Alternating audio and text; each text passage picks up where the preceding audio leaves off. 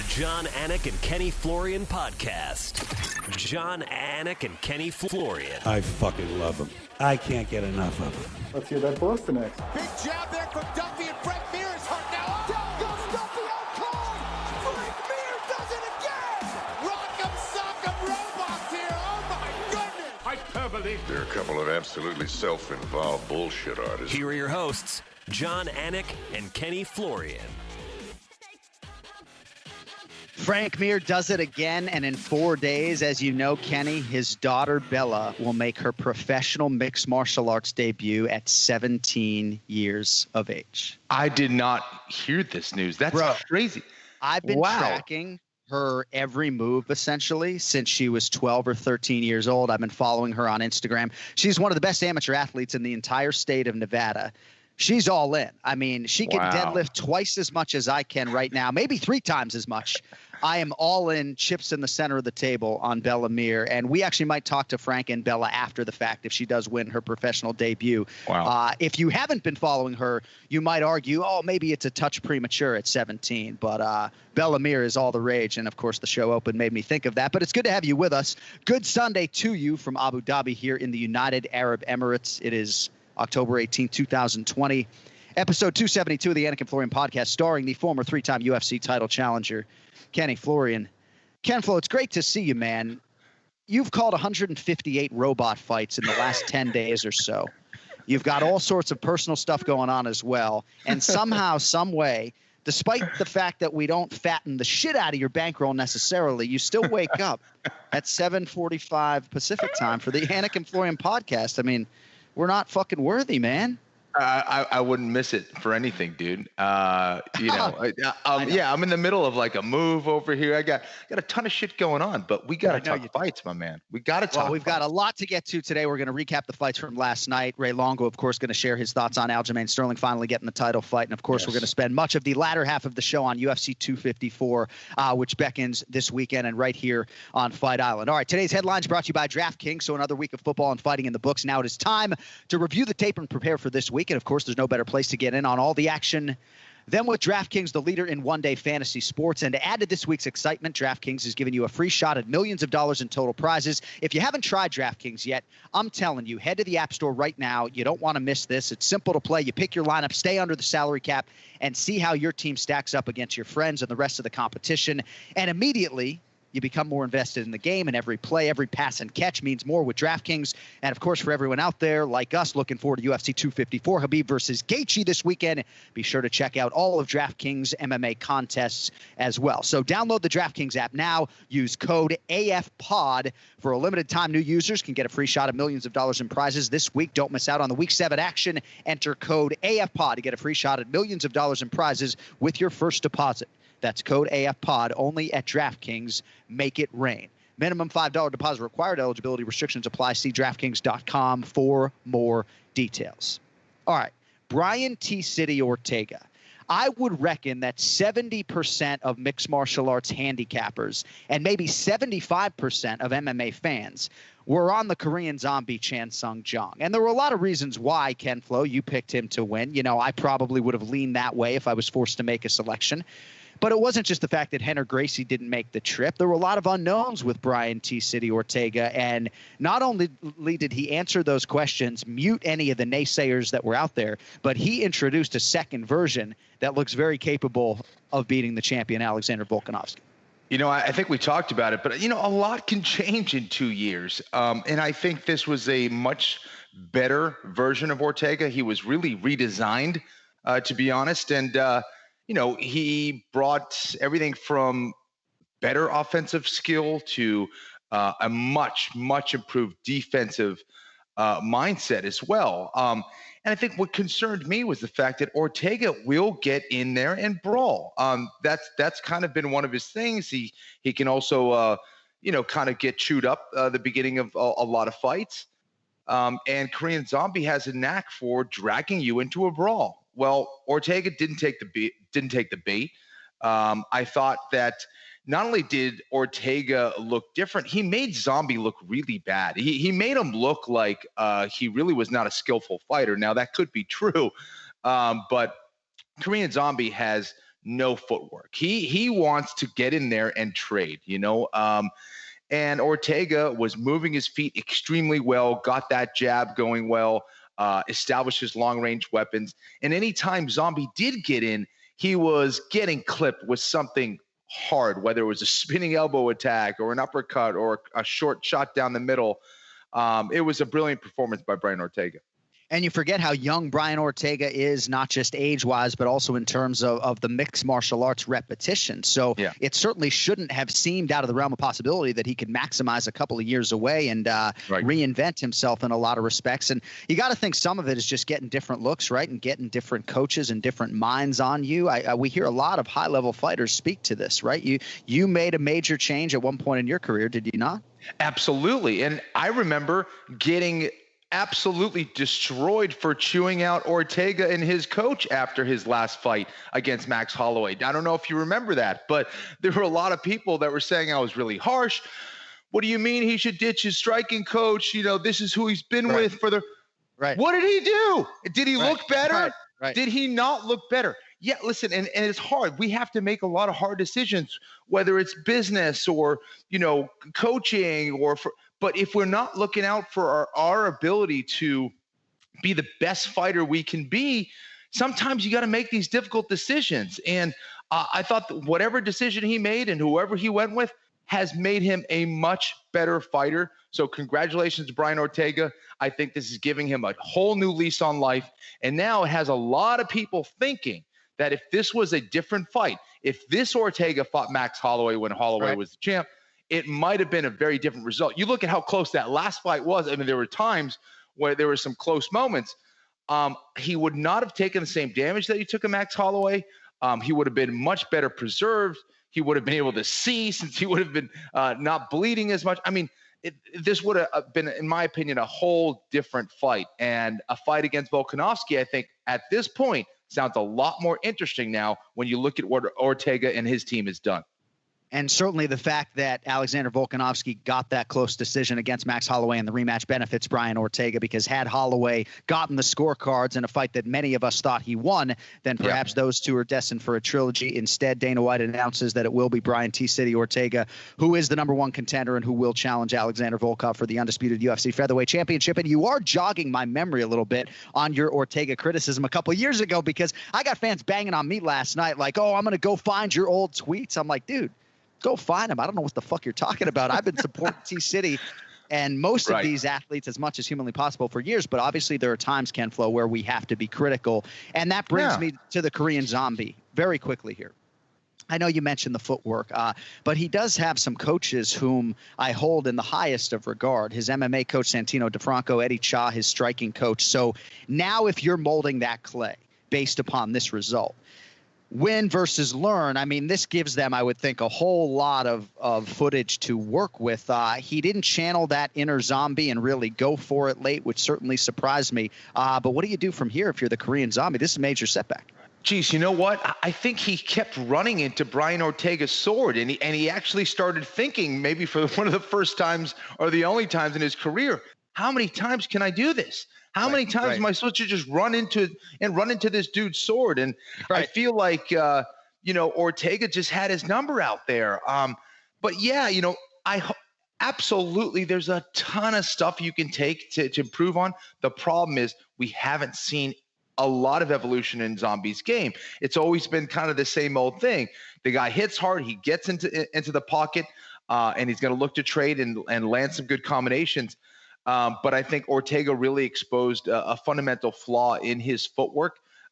He was throwing himself off balance. Ortega was just too good out there. And the champion, Alexander Volkanovski, all he was asking for is somebody to step up and make themselves the true, clear-cut #1 contender. And no bonus, but mission accomplished for Brian T. City Ortega last night. Jessica Andrade got a bonus because she landed a hook to the body that I'm sure Caitlin Chukagian is still feeling here on Sunday morning, Ken-Flo. I mean, what else can you say about Jessica Andrade? I'll try not to go all career retrospective on you, but when you add this win to everything else that she's done, she just continues to prove her greatness. To me, she's one of my favorite fighters. I think a lot of people saw this as a difficult fight for Andrade in a lot of ways. Coming off of 2 losses in a row, and Chikagian's taller, lankier, going up a weight class again. All these things seem to have Andrade's back against the wall, and it was just not to be. The most common question I get, John, from people who haven't fought are like, man, how do you guys take those shots? Like, doesn't it hurt? You don't always see a fighter go, ow, in the middle of a fight. And every once in a while you do. And Chikagian kind of did that. Like, she got hit in the stomach and she was like, like to the point where she turned around like she stubbed her toe, Like it was practice. Yeah, exactly. And man, Andrade just took full advantage of that. So yeah, body punches are one of those things that can be extremely difficult to hide if you're hurt. You get hit with a good one. And man, Andrade obviously has some serious power that she brought up to that weight class and won the fight because of it. And it was the one that set it up, and there was another one up against the cage that actually dropped her. So she went right back to it. So 12th UFC win for Jessica Andrade. I know you have a healthy appreciation for the fact that she becomes the only woman in UFC history to win 3 fights in 3 different weight classes. I would also point out to some of our newer listeners that the first women's fight in UFC history was in February of 2013. So women have only been permitted to compete in the octagon for 7 years, and she's fought 18 times. So power to Jessica Andrade. Big win for her. Caitlin Chookagian kind of sounded like a fighter who had one foot out the door during fight week. I think she wants to start a family, so we'll see what the future holds for her. But for Andrade, you can understand why there are people who want to see her fight Valentina Shevchenko, right? Certainly Jennifer Maia is out there, and I believe is going to be next. You have Cynthia Calvillo, who unfortunately due to COVID-19 is not going to fight Lauren Murphy. Lauren Murphy is here on Fight Island. She has won 3 straight fights, and they were able to find her an 8-1 UFC newcomer to fight this weekend. But there's going to be some ground support, Ken-Flo, for Jessica Andrade to get an immediate title shot after that win, and I don't blame those fans for thinking she's worthy. I think so as well. I think she has a power that very few women possess. She has a ton of experience, as you outlined. She's fought for the belt before, and former champion, obviously. And I think it would get very interesting, and perhaps this is the weight class for her. And we also congratulate Jimmy Crute. Hopefully later in the show we will have more on him. But what a huge win over a pretty credentialed Modestas Bukauskas. I know the betting line was prohibitive. Jimmy Crute was a huge favorite. But again, another injection of talent into a light heavyweight division that really has some legs since John Jones sort of unceremoniously vacated the title. All right, today's Ray Longo Minute is brought to you by Manscaped. We all know 2020 has been a little nuts, but that doesn't mean you should disregard yours. Manscaped is on a mission to take care of your manhood with their below-the-waist grooming and hygiene products. And we have good news for our international listeners, by the way. They have now released their products in the UK, Canada, and Australia. And as many of you know, this is not hyperbole. Manscaped has changed the way I go about my daily hygiene. No longer am I using the same trimmer on my head and my face as I'm using down there. Now that I got my Lawnmower 3.0, waterproof technology, you can take it in the shower. And Manscaped has also just released the Crop Care Kit, which includes all sorts of products, including ball wipes. Always got to be prepared, Ken-Flo. Foot deodorant, body wash, also in that bundle. And these formulations, by the way, this is the rub for Ken-Flo. They're all vegan, cruelty-free, dye-free, sulfate-free, and paraben-free. Ask Kenny if you want to know exactly what all that stuff means. But you're in good hands with Manscaped. And if you're not there yet, I'm telling you, now is the time to get in on the Manscaped craze. Get 20% off and free shipping at manscaped.com/AF. No promo code required. Just go to manscaped.com/AF for 20% off and free shipping. That's manscaped.com/AF. All right, let's get to Ray. It's now time for the Ray Longo Minute. I want you to punch a hole in his fucking chest. That's what I want. The Ray Longo Minute. Starring Ray Longo. The John Anik and Kenny Florian podcast. Well, fun fact for you, this is our 272nd episode, and it's Ray Longo's 271st appearance on the show. He only missed one episode because he was traveling back after a fight, and we had to tape on Sunday. But I set it up in this context because I think this is as excited as I've been to do a Ray Longo Minute, because really? Aljamain Sterling is getting a shot at the UFC bantamweight title, and Ray Longo, you got to be pretty damn excited about that. Finally, man. Finally. Before we get to Aljo, 271 shows, Ken. You know what I got the show for that? A fucking sore throat. That's it. I got a sore throat. We're trying to give back to you, Ray. You guys know what the word gelt means? Yes. Yeah. Gondolas, shekels. You know, it's funny because I was actually just talking to Kenny Florian as to what he thinks your Christmas bonus should be. So maybe it just went up a little bit. Yeah, very good. That's all right. Let's go. I got a lot to cover. All right. So Aljamain Sterling on December. Should we do it before we get to Aljo or not? Because let me just say something. This is off the tie. I'm thinking about this because I can't get the visual out of my head. You told me to watch the Fight Island documentary. Totally phenomenal. What a great job. But I'll tell you, nothing was preparing me for when Felder knocks on that door and I see John Anik come out in the robe, man. Oh, Kenny. I got to see this for just that. Oh, no. Listen, Clark Gable and Gone with the Wind. Oh, I thought he was going to go. Did he have an ascot when he came out? Was it an ascot? I saw Raj put a line in his drink. You know, oh man, this was TV at its finest. I'm like, it's amazing. I had to watch it 5 times. I thought it was going to be Frankly Scarlet. I don't give a damn. Come on, John. Hey, that was phenomenal. Well, thank you. It's the only time I put on the robe in a couple weeks on Fight Island. But no, I heard Paul Felder in the hallway say, "Oh, that's John Anik's room right there," as he was on his way to the arena. I wasn't going with him to the arena because if you watch the documentary, you know that I had a false positive when I was over there. So I was in quarantine at that point, for whatever reason, I wasn't able to work. So, but yeah, so I said, "Woo!" and the cameras showed us. And of course, we both mispronounced Khamzat Chimaev in that moment, unfortunately. But yeah, I mean, phenomenal TV, Kenny. Yeah. I mean, he had like a Gucci robe on. You're not going to believe it. Trust me, I love it. People, go watch the documentary just for that. Do you want me to go get the robe and wear it for the rest of this episode? If you could do that, that would be I can do that. I can do that, but I don't want to waste any more time because I know you have scheduled a private for 40 minutes from right now. But in all seriousness, before we get to Brian T. City Ortega, yes, Aljamain Sterling, in my mind, has been the best bantamweight in the world, or 1A, for a couple years or so.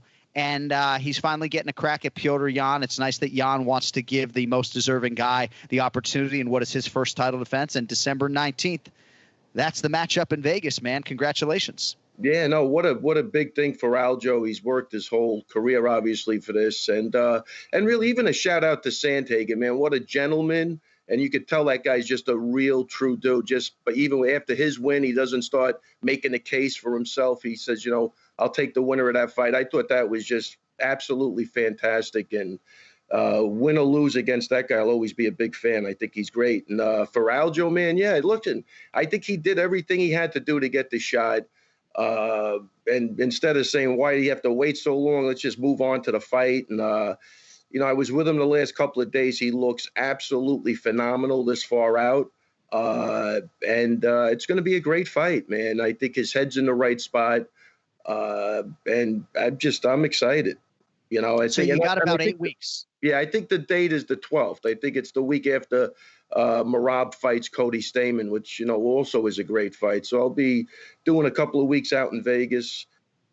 Just like the last time. But yeah, really exciting stuff. And Aljo's, man, he's a handful, man. He's tightened some stuff up.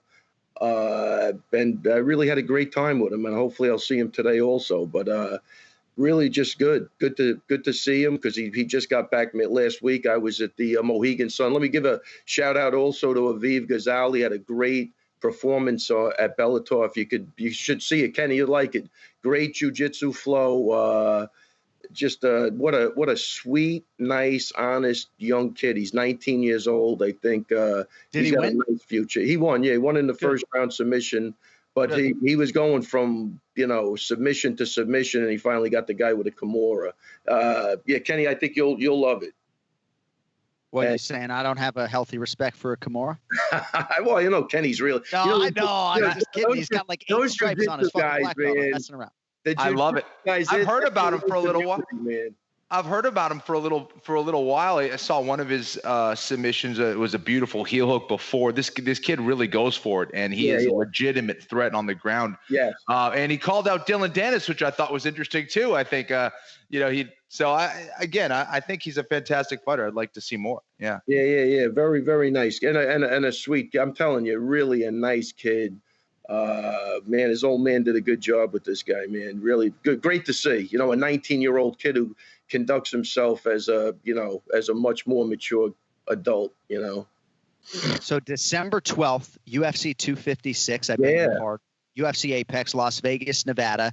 So have you talked at all about what the plans are going to be? I mean, Aljamain Sterling has purchased real estate in Nevada. If you follow him on Instagram, he's been spending a lot of time in Vegas. Is he going to be going back and forth? It sounds like he's back east, at least right now. Yeah, I mean, I hope he stays here a couple of weeks. I'm really not sure because I really when I got back, I met him the day after I was back. We did Friday and Saturday, and there was a lot of other stuff going on, a lot of great sparring in the gym.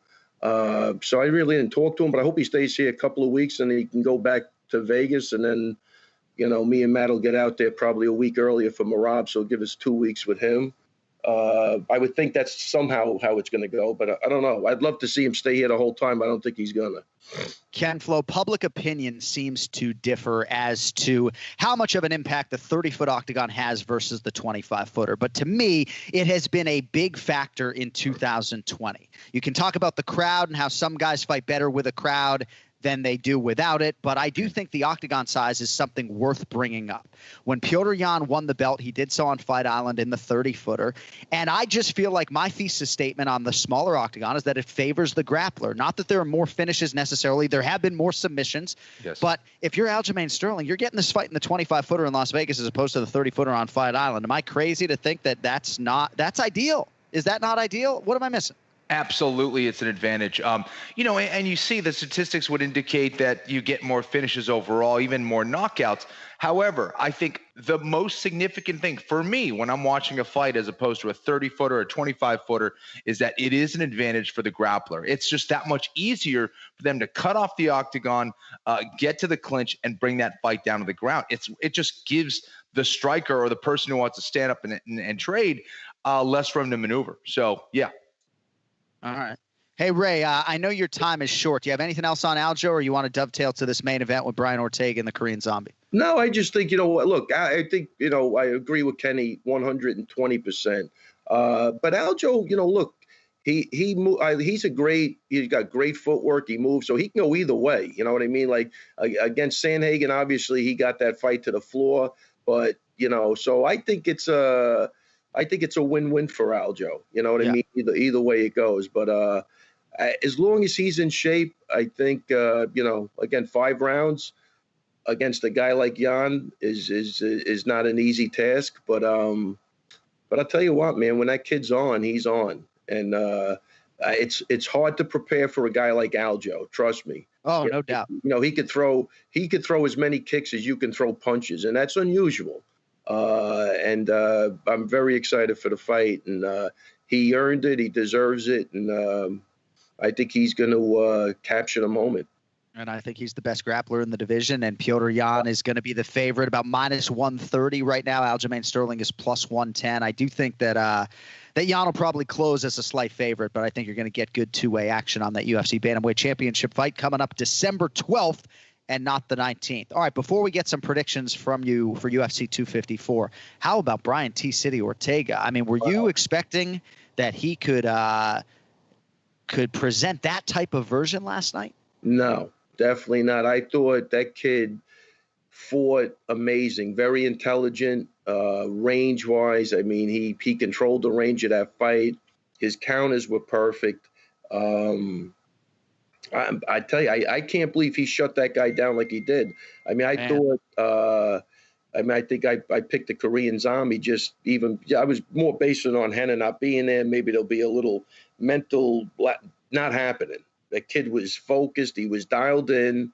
And, man, he showed a maturity that I think is going to really help him moving forward, and to come back after a loss like this against a wild man who he tamed. I mean, talk about, taming a crazy person. He really did a great job in just shutting that guy down. And I guess when you have the jiu-jitsu and the guillotines like that, I guess it just was enough hesitation backed with every other thing he did, the way he mixed it up with the fakes and going back to the kicks, to the punches, making like it just was a phenomenal performance. I mean, I don't know if anybody saw that coming except for his team, I think. I mean, that was phenomenal, man. Very, very mature approach to that fight.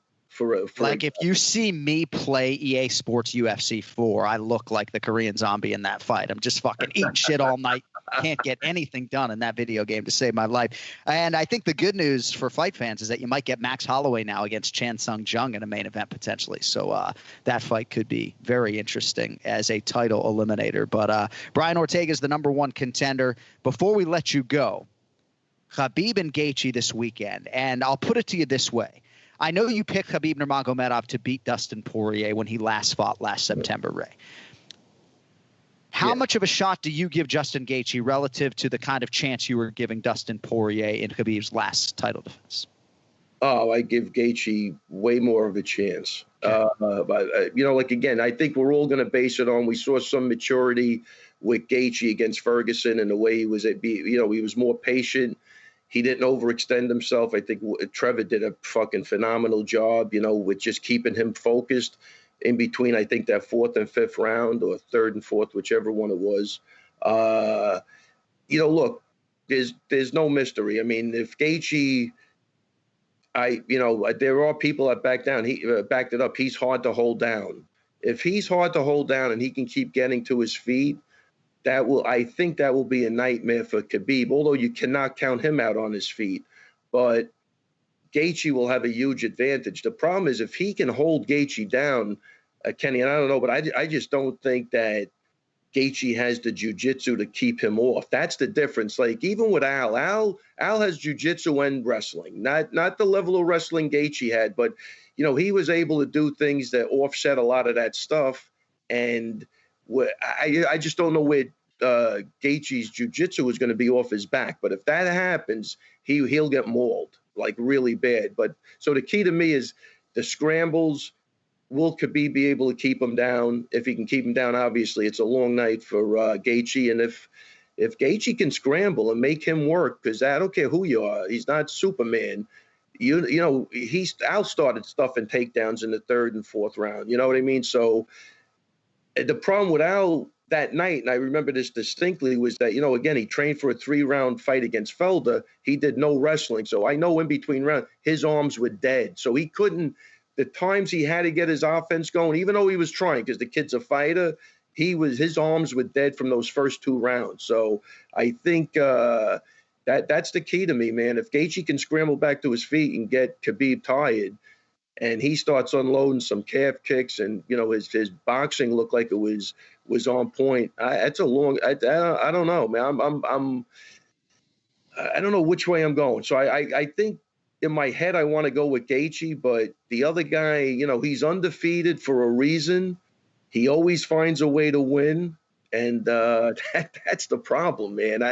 Right. I don't know. I mean, that's the rub. It's hard to bet against Khabib because he's proven time and time again, what he could do. But this guy's got a different mix of attributes, and I think that's where my feeling is. If he can scramble back to his feet and he cannot be held down, I think Gaethje wins that fight.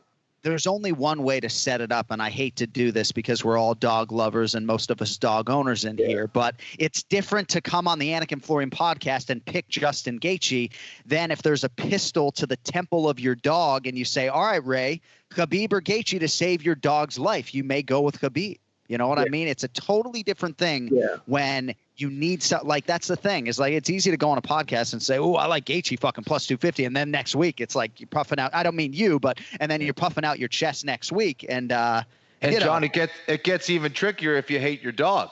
I mean, that's the other thing. Well, it's just like, let me tell you something, Kenny. Nobody hates their dog, Kenny. Nobody. You haven't met my dog, Ray. Okay. He's a pain in the ass. Doesn't listen to me for anything. Okay. But so I think that's it. I don't know, man. I am so psyched for this fight.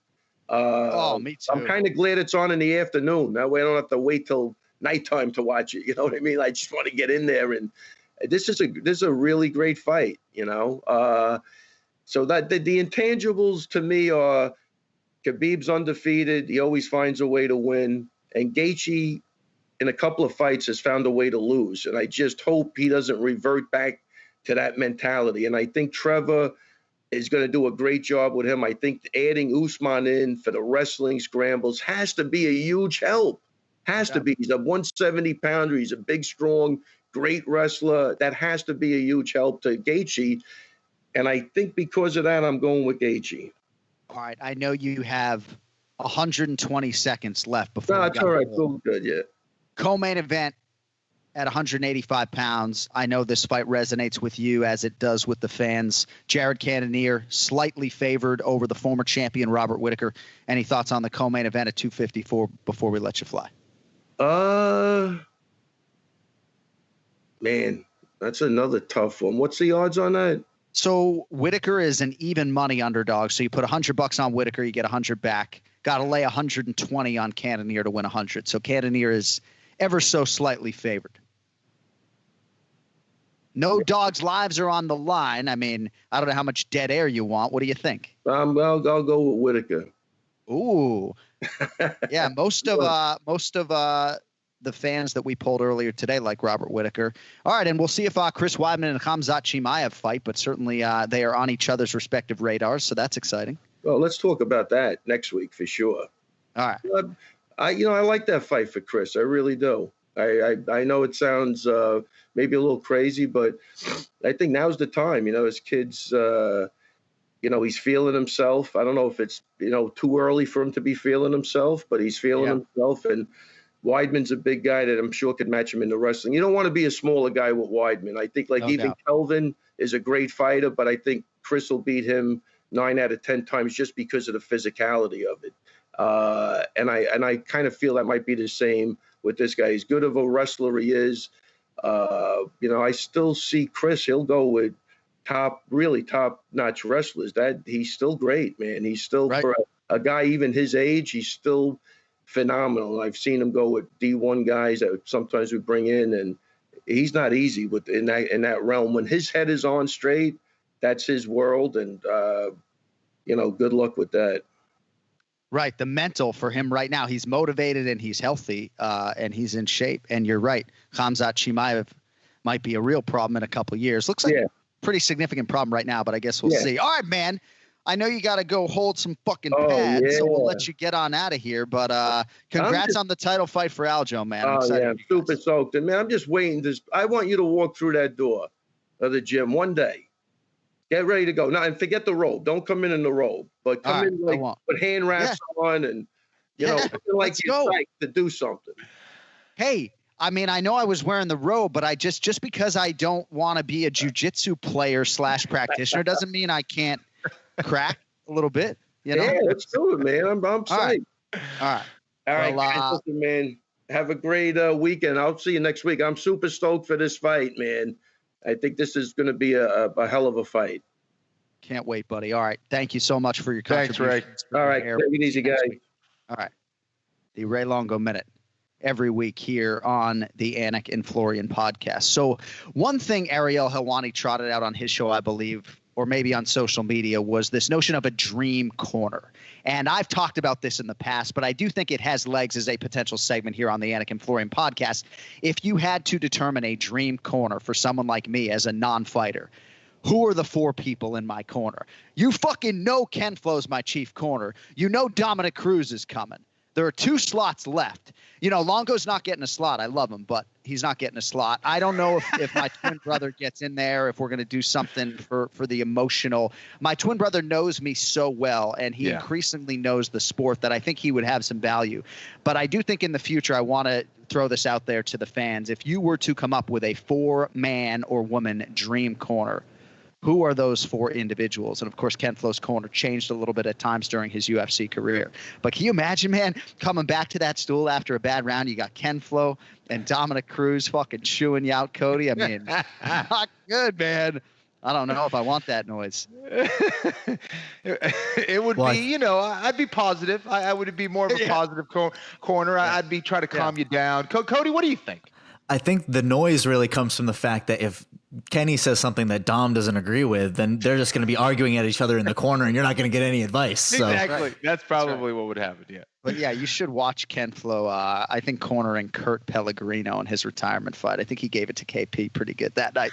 So, all right, we're going to talk to Joe Osborne here in about a minute, but I just wanted to acknowledge a couple other winners. The Mark Montoya trained James Krause stepping up on short notice and handing Claudio Silva loss for the first time in 13 years or so. And then Jonathan Martinez over Thomas Almeida. Brandon Royval had a win a couple of weeks ago, and they're doing a great job at Factory X. But this Jonathan Martinez is a very intriguing fighter for me because we've watched his whole UFC career now, 5 or 6 fights or whatever it is, and it's been a constant, deliberate at times evolution, but he looks like a real contender to me. And I guess for James Krause, Kenny, it's just nice for me to see a guy like this who auditioned for The Ultimate Fighter live back in 2012, get a little shine, get a short notice win, and sort of feel that appreciation from the fan base because he's a fine coach and a true mixed martial artist. And, that was not an easy matchup, and I thought he was pretty dominant. So. I think so as well. I thought that it was a clean performance, and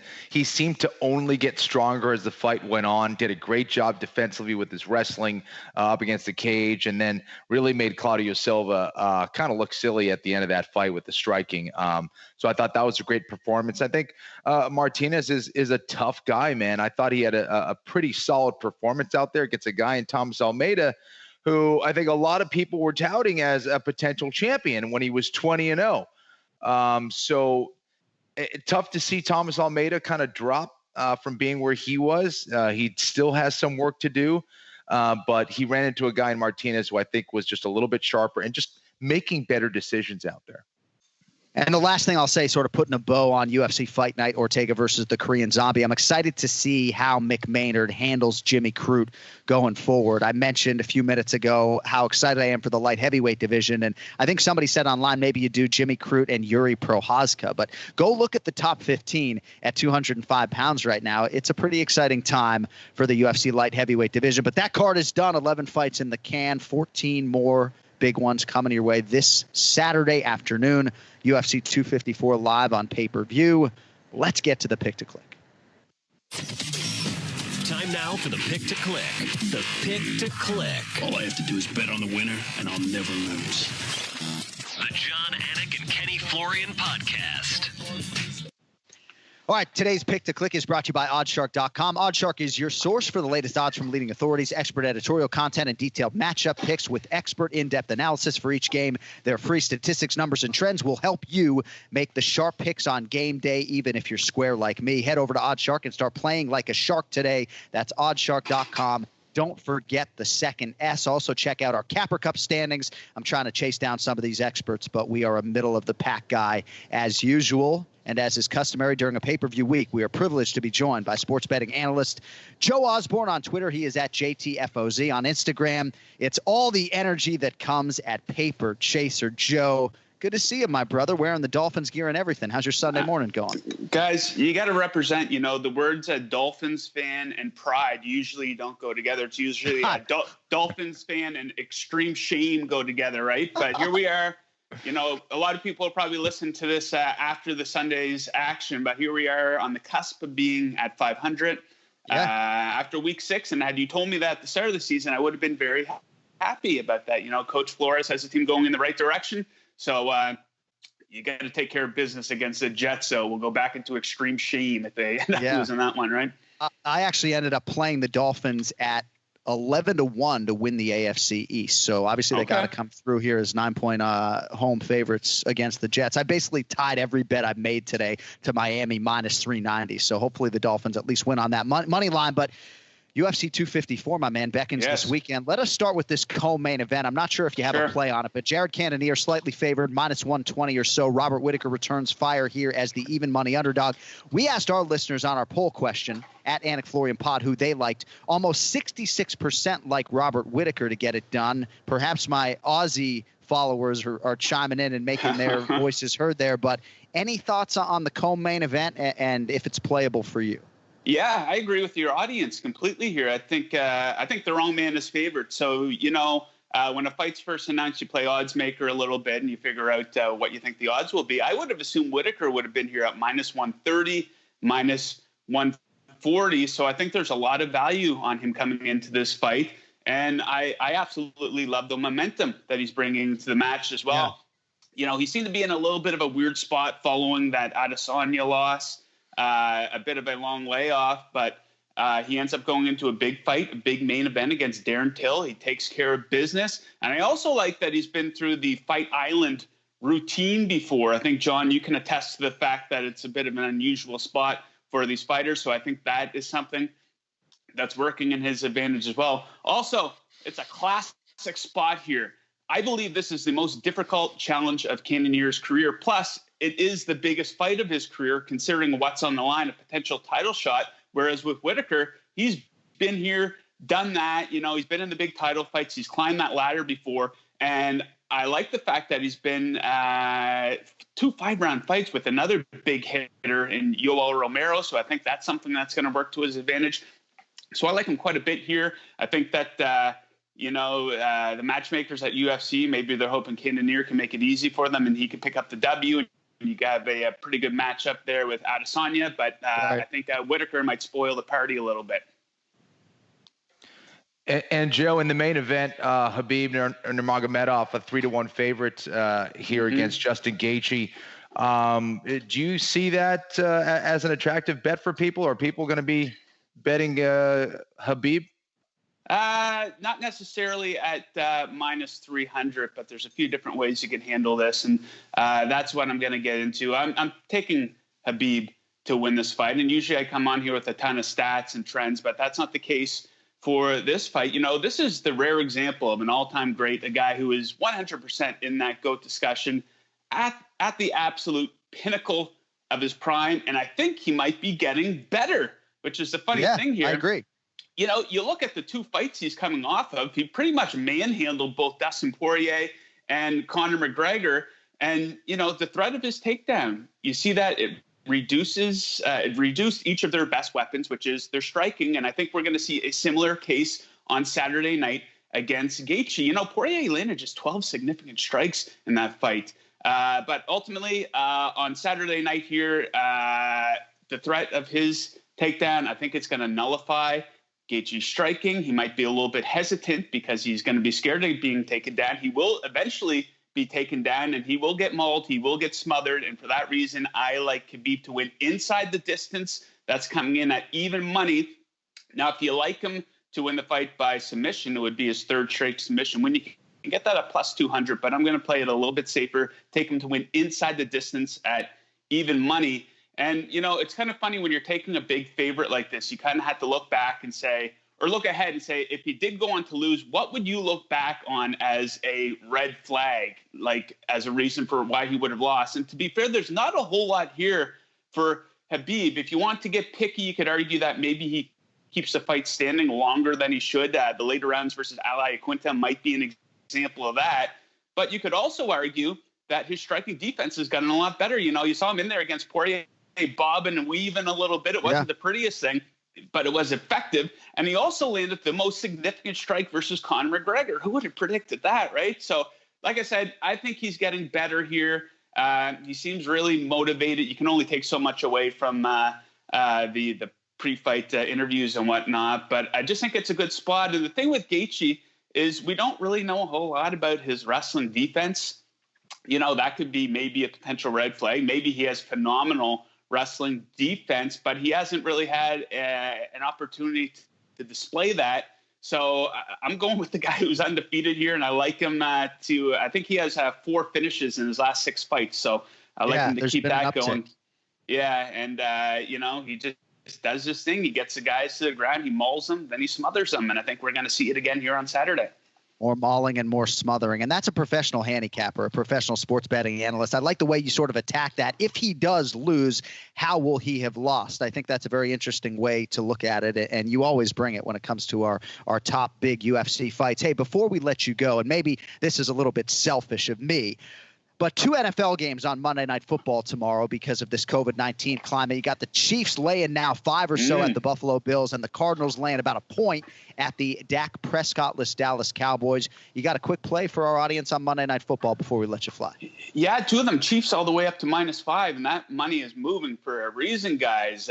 We got primetime. That's because you put out your best bet on them at 3.5. That's why it's moving. Of course, yeah. Primetime Patrick Mahomes, 9-3-1 against the spread in primetime in the regular season here. And this Bills defense is absolute garbage, guys. 30th in opponent third down conversion percentage, 31st in quarterback pressure. So he's going to have all day back there to work. And you know, what happened last time the Chiefs were coming off a bad performance when they almost got beat against Los Angeles against the Chargers? They need overtime to beat Justin Herbert as a big favorite. They came out the next week, Monday Night Football, as an underdog and absolutely embarrassed the Baltimore Ravens. Now, I don't know if they're going to embarrass Buffalo, but I think they can beat them by at least a touchdown here.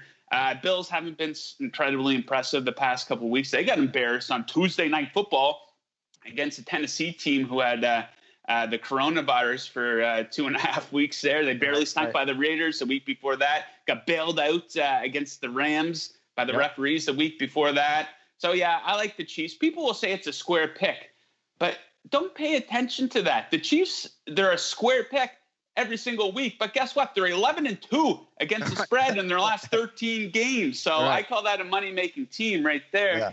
And then the nightcap, Cardinals versus Cowboys, kind of a fun game, I guess. Total set up 55, and I would go over on this one. You take a look at the Cowboys. Average combined scores in their game so far is 68.6, and easily one of the worst defenses in the NFL. You know, you saw the Browns go into Dallas and score 49 points. The Giants scored 34, a few defensive touchdowns in there, but still, Kyler Murray, Hopkins, I think they're more than capable of putting up 30 points here. And then here's the key to the bet, though. Dallas is awesome at playing catch-up because they have a pretty good offense in their own right. And the drop-off to Andy Dalton, it is a drop-off, but I don't think it's that significant. You know, he looked really good in relief when he came in. 9 of 11 for 111 yards, no interceptions. So I like over in that one. And the Kansas City Chiefs to bounce back here in Buffalo. All right, my man, Joe Osborne, Oddsshark.com, on Instagram for more content at Paper Chaser Joe. It's a highlight of my pay-per-view week, buddy. Kicking it off with you. We always appreciate your time, and enjoy your NFL Sunday, my man. Thanks so much. Awesome, guys. Good luck to you, and good luck to all the listeners out there. Thanks, Joe. Thank you, buddy. There he is, Joe Osborne, with us here for the Pick to Click. And you know we got plenty more coming up on UFC 254. I think the boys have to make 6 selections here, and they have to do it 6 full days before the pay-per-view because one of the hosts of this program is absolutely ruthless and doesn't have to make picks, and he don't give a fuck. So let's get to the main event challenge. It's the main event challenge. Anik. The time is most definitely now. Florian. I finish fights. I'm going to do everything possible to win. The main event challenge. The John Anik and Kenny Florian podcast. All right, today's main event challenge is brought to you by MyBookie, where winning season has now returned. Winning season means doubling your first deposit. It means insane props, epic bonuses, and the craziest cross-sport wagers out there. At MyBookie, winning season means watching live sports and betting on live sports all season long. I absolutely love the live wagering. And for most daily bettors like me, like Ian, we're rejoicing because the NFL is back in a big way, and that means action-packed Sundays and huge cash prizes. The UFC, of course, is also live every weekend, so a lot of opportunities to bet there. UFC 254 beckons here in about 5 days. So why not get in on the action? Use promo code AnikFlorian and double your first deposit. New players get up to $1,000 in free play. So you put in a G, you're getting $2,000, designed to add more excitement to the sports you love and the games you bet. So bet with the best this NFL season. For your chance to win big, use promo code AnikFlorian and double your first deposit. Your winning season begins today only at MyBookie. And we now welcome in my good friend. He is the Duck, Ian Parker. Ian, it is nice to see you. Nice to see you as always, John. Working around the clock, I see. You sick bastard. Trying, buddy. You wear that same hat every week, don't you? Yeah, you know, I've had this thing since I was once I was in middle school. We were allowed to wear hats. I kind of had this thing where I wore it until it literally fell off my fucking head. Yeah. I was the kid that wore the backwards red North Carolina hat because of Fred Durst with Limp Bizkit. I thought that was cool. Clearly wasn't.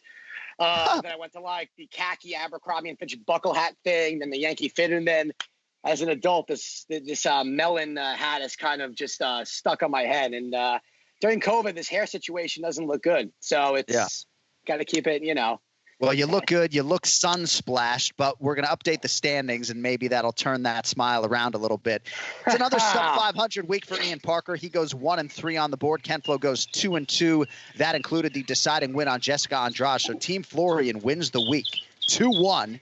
It is now 127 apiece. Heading into the big one, it's UFC 254, Khabib versus Gaethje. It's live on pay-per-view. Don't forget the special 2 p.m. Eastern start time for those of you in the United States of America. And we don't set this up. I am so excited that we're going to hit November and you guys are going to be neck and neck. First fight for us today, the featured prelim at heavyweight. Stefan Struve, the -130 betting favorite against the struggling Tai Tuivasa. He comes back at +105 as he tries to avoid a 4th straight UFC loss. For Struve and Parker, UFC appearance number 24. Who do you have in this one, kid?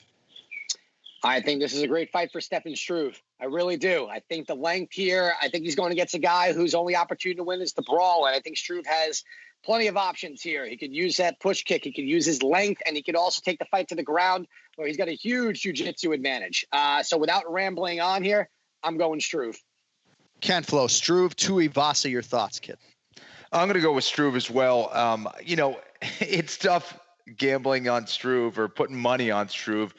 Though, because he finds a way to lose a lot of times. It's like whether he's, getting beat up from the get-go or, has a bad start or, is winning the fight looking great and all of a sudden starts getting caught and loses the fight. So, I think that all of those things that Ian said are correct. But he has to stay disciplined. He tends to lose his focus during a fight. So if he's able to do that, he should definitely get the win.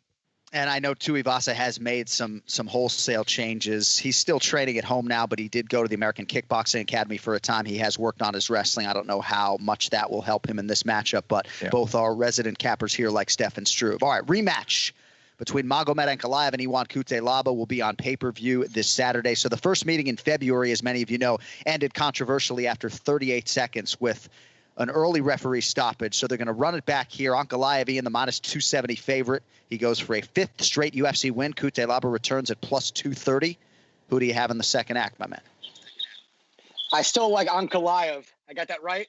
Yes, I worked on that. Good enough. Good enough, my man. After you said it, I just said it 3 times off camera. Yeah, no, I do like him here. Again, I think for Cutelaba, the wild brawling style against a guy who's just so much more well-rounded, I think has better cardio as well. I'm not basing this off the first fight either, even though, the playing possum thing is just not a smart move because the ref doesn't know that you're faking being hurt. It is what it is. I'm going Ankalaev here. Like I said, I think he's got too many weapons. I don't think he loses his cool in this one. I think the discipline is what's going to win him the fight here. And I'm just excited to see where he goes once we get past this first trilogy that's not a real trilogy. Yeah. So that's where I'm going. Kenny, 3rd time they've tried to get these two back in there together. It'll be done this weekend. Who do you have in this one at 205 pounds? When I look at this fight, and it's pretty much the same thing. I think that you look at 2 tough guys who are going to be willing to trade, and both kind of have the power and the speed. So for me, what it comes down to, who's the cleaner, crisper striker? Ankalaev. I think he's a little straighter with his punches, and for that, I think he'll get from A to B a little bit quicker than Cutelaba. So I like Ankalaev by knockout. All right, next main card fight. Nice shine for these two middleweights. New Jersey's Phil Hawes making his UFC debut. He will do so as a -265 favorite against the fellow newcomer Jacob Malkoun. Malkoun in the +225 range. He's a longtime training partner of the former middleweight champion Robert Whittaker. But as I sit here on Sunday, guys, I can tell you I still don't have my UFC-generated bio on Jacob Malkoun. So my fighter card for Malkoun's empty. I don't have a ton on him. I've watched a little film. Ian, what do you have for us on Malkoun, who's 4-0, taking on the more known quantity, I think, for UFC fans and Phil Hawes? It's always hard to bet on a guy who's 4-0 coming into the UFC. You just don't see it that often. I think experience goes a long way. I think the odds kind of show that here. Now, who's to say that Malkoun can't pull off the upset? We saw something like that this weekend in one of the other fights. I'm still going to go Hawes here. I just think the experience, I think he's a well-rounded fighter, and I think he's got a good fight IQ, and I think that's going to play into it here. So I'm going Hawes. Kenny Malkoun 4-0, but the last fight for him was over a year ago, October 4th, 2019. On the other side, you have Phil Hawes. A lot of people believe in this kid. Twice he competed on Dana White's Contender Series. Any thoughts on this one, my man?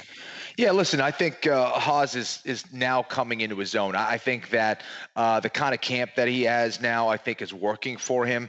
But I remember people talking about Hawes way back in the day as a dude who could really be a star. And we didn't really see that come to fruition on Dana White's Contender Series. But I think he is starting to put it together. I think he's starting to believe in himself now. And I think this is a good fight for him to look good. All right, no disagreement yet. We will have Ken-Flo lead on 2 of the final 3 fights, including this one, a featured bout at heavyweight. Alexander Volkov -175. The big ticket Walt Harris returns at +155. So Volkov goes 5 rounds with Curtis Blaydes in a main event loss back in June. Certainly not the ideal training camp for him, Ken-Flo, given the COVID-19 backdrop. How do you see him responding here against the big ticket Walt Harris? I think if he's able to survive the first round or so, I think Volkov will kind of start to chip away and take over and start to outpoint Walt Harris, who tends to kind of slow down as the fight goes on a little bit. Volkov, I mean, you look at his last fight against Blaydes. I mean, how tough is that dude? And he really has no ground game. And the fact that he was able to survive for that long against a dude in Blaydes, I thought really said a lot. So I think Volkov should win this fight. I think he's got to get by that first round. Walt is going to be very dangerous early on. He's very quick, hits very hard. Wouldn't be surprised with a Walt Harris knockout, but I do like Volkov here by decision. And amazing what Volkov was able to do, even defensively over those 25 minutes without having the wrestling bodies that he needed in preparation for the division's historically best wrestler ever. Volkov, 40th pro fight here, Ian. Walt Harris, I thought he was very close to knocking out Alistair Overeem back in May, and the Ream, fortunately for him, was given an opportunity to rally, and he did. But what do you think about Walt Harris here as a +155 dog against Volkov? I think Kenny hit it on the head. The biggest separation in the deciding factor here is literally what Volkov did in his loss against Curtis Blaydes. Being taken down like that and still having the cardio, for me, just showing that, just being so resilient, not giving up. A lot of those rounds, he didn't take a ton of damage either. I mean, there was a lot of strikes, don't get me wrong, but a lot of guys would have given up. They would have been like, you know what, I'm down 10-8 almost every round. I'm just going to throw in the towel here. He doesn't do that. And if you look at his other fights, he's a very smart fighter, and he's very, very good. Walt Harris does not have that same wrestling pedigree or the cardio of Curtis Blaydes. So I think if the fight stays standing past the first round, what Kenny said, Volkov could pick him apart and win this by decision. Again, Walt Harris has the tools to be a top 5 guy in this division. But until he can finish the fight against a top 5 guy or be able to drag it into deep waters and prove the consistency there, I think the odds are actually kind of perfect here, and I think Volkov does win as well. All right, co-main event, Ian, you'll lead us here. It's a middleweight title eliminator. Jared Cannonier -120. Robert Whittaker is the even money underdog. So Cannonier is the guy the champion Israel Adesanya acknowledged as his next opponent. Should he get through the former champ Whittaker here? The question is, Ian, does he get through that former champion? Your thoughts? You know what? I might catch a lot of shit for the way I break this one down, but I'm going Bobby Knuckles here. So here's the thing, right? Cannonier, it's hard to really see when you're knocking guys out quickly, as Kenny says, especially when you get to the top of the division. I haven't seen him against a top 3 or 4 guy go a full 5-round main event or even the full 3 rounds, really. And I think when he fought Jack, I think Jack was so overly confident in his abilities because of his finishes so early in fights. And Whittaker, I thought the best thing for him was going 5 rounds with Darren Till, right? We saw him get hit. We saw him overcome some controversy, and I think Whittaker has been there before. I think the experience, I don't know. Cannonier's power is something special. He is. There's something about him that people are seeing, and I see it too. But it's hard for me at an even money play to not take the former champ who he's gone 5 rounds with Romero several times. Obviously Adesanya, that was unfortunate, and he went through a lot of stuff with his family. But then to come back and do what he did against Darren Till, I really like what I saw there. And I think he is a smart fighter who likes to get better. I haven't seen so much out of Jared Cannonier's overall game to really know that if it goes past the first round or if it goes into the third round, is he going to be able to keep that power up? Is that lactic acid not going to take over his body? Is he going to, where's the cardio? I just have no idea. So based on the unknown, I'm going to go with what I do know. And I like Robert Whittaker here. How? Oh, I'm sorry. I'm going to go by decision. All right, Robert Whittaker by decision. Joe Osborne likes him. Ian Parker likes him. On the other side, Ken-Flo, I think you called Jared Cannonier's UFC debut, if I'm not mistaken. He's a perfect 3-0 since moving down to 185 pounds. Story is well documented at this point. Started his UFC career as a heavyweight when he was still an FAA federal employee. And really, the results have been great since he got rid of that full-time job, moved his 3 kids and his family to Arizona. The main event win, a TKO of Jack Hermanson back in September of last year. But it has been more than a year since Cannonier competed, and Whittaker, to Joe Osborne's point, just won a fight on Fight Island. A very impressive performance against Darren Till July 25th. So with that backdrop, Ken-Flo, with the round, with the method of victory, who wins the co-main event? No, it really is amazing what Cannonier has done. I've been bringing that up a lot. I mean, when he was fighting in the UFC, he was still working full time. So now fighting at 185 pounds and still seemingly bringing that same heavyweight kind of knockout power, he's always going to be a threat. And he can certainly knock out someone like a Robert Whittaker, but Whittaker has a ton of experience. I think we shouldn't be surprised if we see Whittaker shoot in and actually try to take Cannonier down. I think that is something that Whittaker always has in his back pocket. Should he want to use that, I think he will. I think he's going to try to mix that in. I think it's going to be tough for Cannonier to land those same kind of combinations and beat up Whittaker like he's done to other guys at 185 pounds. So this is a step up for him. I like Whittaker here, and I think he'll get a stoppage. Let's go 4th round TKO.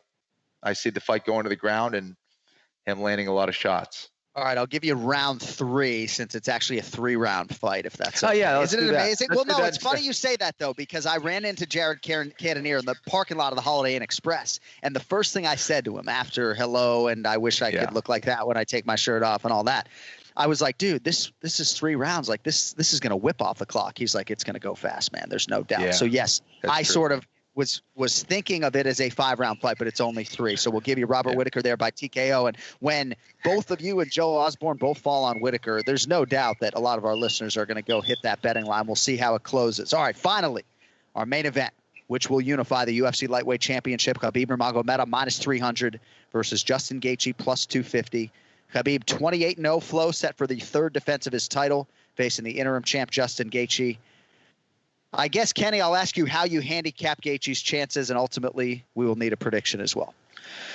Let me talk about Gaethje. You know, here's a guy that we just haven't seen a whole lot from him wrestling-wise. I mean, I don't really remember a whole lot of guys shooting in and trying to take Gaethje down. But from what I hear, what he was known for during his wrestling career was his defensive abilities, his ability to stop takedowns, scramble, get back to his feet, counter the takedowns, all those things. And Gaethje's a big, strong, powerful 155-pound fighter who clearly has and will have a serious striking advantage against Khabib Nurmagomedov. He's fighting better than ever. He's fighting smarter than ever, I think, more importantly. And while my gut says there's something about this fight that makes it a very intriguing bet to go with Gaethje, I do have to go with what we've seen as far as consistency. Khabib Nurmagomedov is a guy that will take you down. And more importantly, not only will he take you down, he will control you and keep you there. So while I do think that Gaethje can scramble once or twice, I do think it's going to go south very quickly once Khabib's able to control him. Because Gaethje, unfortunately, can't rely on his ground game, on his jiu-jitsu to kind of at least allow him to survive. I think it's essentially he's going to be throwing the dice. This is, I guess, as close as you can get to a striker grappler matchup, even though Gaethje has a wrestling background, as you can get here in 2020 in the UFC. But I think eventually once Khabib's able to control him, I think it's going to be Khabib by either submission or TKO. So let's go with Khabib Nurmagomedov. Let's go third round submission. Round 3 submission for Khabib Nurmagomedov is Ken-Flo's prediction for the main event. When you got all serious there for a minute, he will control. It sounded like you were going to say he will control you there and he will kill you. Pretty much. For a second. Yeah. Ian Parker, the floor is yours. In about 60 seconds, tell us who wins the main event and how do they get it done? I thought Kenny was going to be like Liam Neeson. I would find you and I will kill you. Right. I am going Justin Gaethje here. I'm taking my shot at the dog here. So here's what Justin is known for. Kenny said, let's go. Look, first time Khabib's not going to be with his dad. I hate to bring it up. I lost my dad. I know how much that sucks. I couldn't imagine not having him in my corner in a situation like this with probably his biggest challenge. What we have seen is a newly improved Justin Gaethje, not necessarily evolved. I don't want to upset Kenny in this week with that wording. Cody, you owe me money for that one. So I love the way Justin fought in that last fight against Dustin Poirier, where Tony Ferguson, where he could have gotten out of control. He could have fell into that alien brawl type of situation that Tony brings. Trevor Whitman has brought us Justin Gaethje 10.0, not even 2.0. All right. The striking is crisp. It's on point. It's not just wild. When you strike with precision, your power elevates. Okay, Kenny, I'm sure you know what I'm talking about there. When you throw your hips into a punch instead of just swinging the arms, way more power behind it. He's got great takedown defense. We haven't seen it because people don't want to get close to him. He throws that uppercut, those elbows, and he brings violence. This is someone who will bring the fight to Khabib. He will not throw kicks at the thighs. He doesn't want to get taken down. So what is Trevor Whitman going to have him do? Kick the fuck out of that calf. Low enough where we can't scoop that heel and lift him up. I think if anyone is going to give Khabib fits, it's a guy who can go 5 rounds, who will die in that cage with a smile on his face, with no teeth left in his mouth. And I think Justin Gaethje wins by decision. I think he will keep this fight standing, I hope. If not, Khabib, the Eagle, the Bear, or whatever nickname he wants to take on at this point in his career, he can do some damage. But I think Justin, at these odds, to me, makes sense to take a stab. And, of course, in our scoring system in the main event challenge, you are incentivized to pick underdogs. So we'll see how it goes. But nice to see the duck fall on the side of Justin Gaethje. If you want more from Ian Parker, he is at Ian Parker MMA on social media. Looking forward to my first boxing lesson with you when I get back to South Florida, my man. Appreciate your commitment to the show, and we will talk to you next Monday night, my brother. One last thing before I go. Kudos to Brian Ortega. He looked absolutely phenomenal.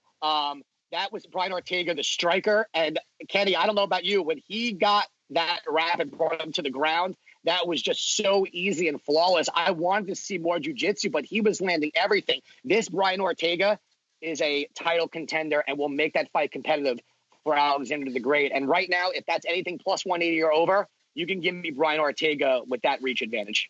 I love it. Good stuff, buddy. All right, good parting shot, and best of luck with your Gaethje pick and your action. We'll talk to you next week. You got it, guys. Later. All right, before we go, as many of you know, Cody and I are continuing our NFL handicapping challenge. That's the new nickname for it, by the way. It's not the pick to click anymore. Joe Osborne has that locked down. Our NFL handicapping challenge. So I've fallen back to 500, 3-3. Cody gave you a nice winner on the Cleveland Browns against the Colts. So he is now 2-3-1. Cody, who do you have for us today?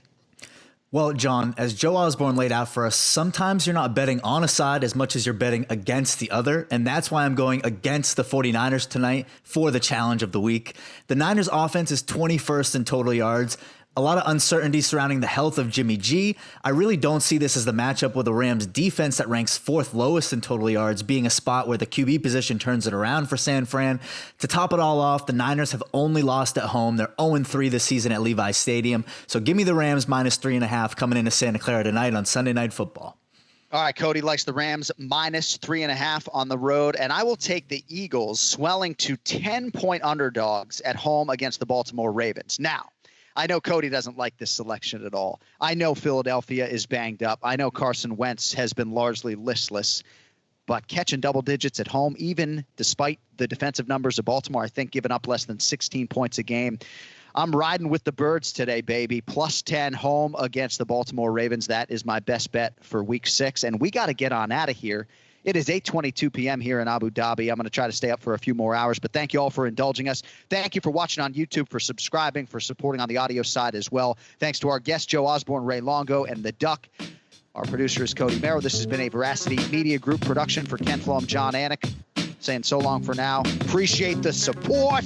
Enjoy UFC 254. We will be back with you to recap all of it next week. Until then, stay healthy. Don't text and drive. And maybe wear a mask if it's not too much to ask. Go live.